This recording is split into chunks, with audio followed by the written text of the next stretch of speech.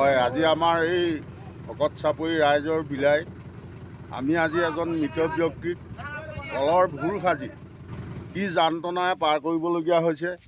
আমাৰ অতি দুখৰ বিষয়। আমাৰ এই বিষয়টোত কাৰো আজিলৈকে দৃষ্টিগোচৰ হোৱা নাই। আমিনো আৰু কোন ধৰণে কেনেকৈ কাক কি বুলি ক'ম, নিজে নিজে আপোনালোকে এই ভিডিঅ'টো চালে গম পাব ভকত চাপৰি বিলাই বিপত্তি কেনেকুৱা হৈছে।